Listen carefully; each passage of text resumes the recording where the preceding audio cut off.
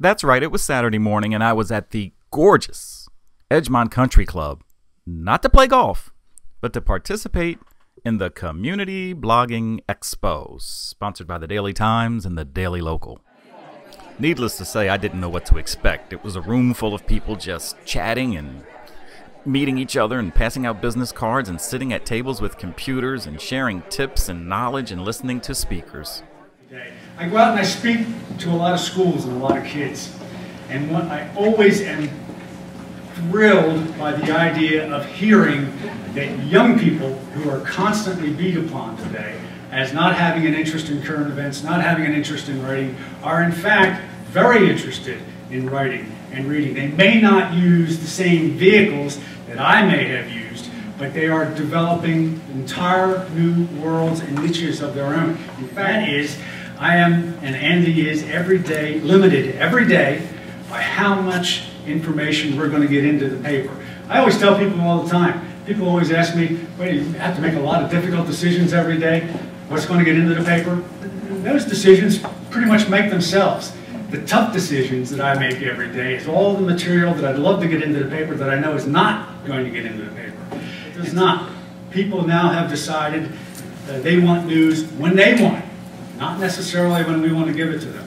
And what we are literally in the process of doing now is delivering news to people 24 hours a day. We need to open up the doors, and that's one of the things that we have done in starting to develop the idea of blogging and community journalism. We have always been, as I refer to it, a very, very strong voice in the communities, and that's not going to change. Some people would say that we are the voice in some of our communities.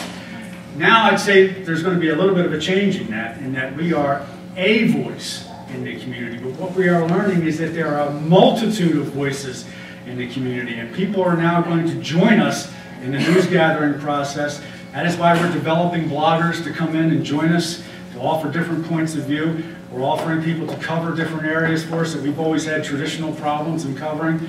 So all of this is part of this new umbrella that we're working under, the new news ecology and the digital first mantra. So now I see why the Daily Times wants me to blog about Chester. I'm starting to understand my role better and better every day. As far as news anchors on TV, I don't have a clue. Besides Dre Clark, Yuki Washington, Rick Green, Jim Gardner, and Lisa Thomas Laurie, I don't know who anybody else is by name. But this lady came on, and I was quite intrigued. As Andy mentioned, in April of 2008, I was named local television's first ever digital journalist. But at the time, I had no clue what it meant. So I was like, sounds fancy enough. But not sure exactly where to start. I was given no job description, very little guidance. I was thrown basically a camera bag with a consumer camera, a USB plug, and a digital camera. I thought, great. I was quickly dubbed that web girl. No one really understood what I did or why I was supposed to be there. And no one really knew what a digital journalist was, least of all myself. So I began to sort of define it for myself. Why am I here? What is my purpose?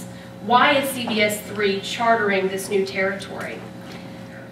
So as the resident digital journalist, and the only one as far as I know that existed, I started reporting primarily for our website, which at the time was cbs3.com.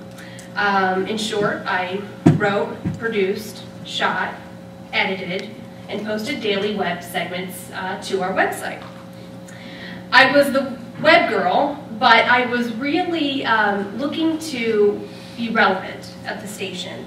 I wanted to prove that this whole digital journalist thing that they were so eager to embrace would actually work out and be something really vital to the station. But how could I do that? I was just one person. I didn't have a big following. I had come from a small PBS station in Bethlehem. So here I am in this Philadelphia market. I thought, I need help from the community.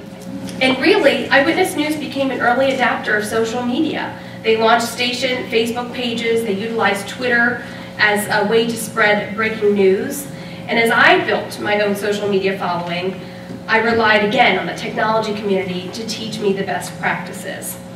I'll never forget the look on our managing producer's face when I said, it was, I believe it was Michael Jackson's death. I saw it on Twitter, and I said, "This is happening. I just saw it on Twitter." And he looks at me like, "What did you just say? You saw it on what?" And it was that first time that they realized this is an important resource. We have to be looking at these tools. And the station actually started working with me to develop the morning chatter segment. And this was basically a segment which allows Facebook and Twitter users to react to different topics in the news and not only give their feedback about the stories, but kind of develop a conversation online, and one that would eventually be broadcast on air. So that's what I do. I currently host that segment as part of Eyewitness News This Morning, and it's a great way to hear from viewers and to connect with them and to make them feel like they do have a voice in local news. And that's where I'm at right now, but I have to say, looking back on the progression of technology and social media as part of local news, I do believe that it not only defined my role as digital journalist, but I believe that it will continue to define this industry as we move forward. I know if you're bloggers, you know you have to have thick skin. I mean, there's just no way to put yourself out there with a comment section attached without expecting some kind of hideous reaction from someone. I mean, I've made it my policy, my personal policy, not to delete any comments. Unless they say the F word or some other ridiculous profanity, I don't delete them. If they say I look hideous that day, if they say I do a bad job reporting, if they say I don't respect what you do, that's it. They're up there. My mom doesn't like it. She'll respond. Thanks, Mom. No one knows that you're my mom, thank God. But I mean, that comes with the territory for me. And, you know, those people that respond to things, you need them. I mean, they are your readers. And I always say, if they didn't exist, if they weren't nitpicking my every move, I wouldn't be here. So thank God for those crazy people that respond in the comment section. So there you have it, a few highlights from my day at the Edgmont Country Club, hanging out with bloggers, newspaper editors, TV personalities, and others interested in how social media and digital technology is reshaping how we get our news.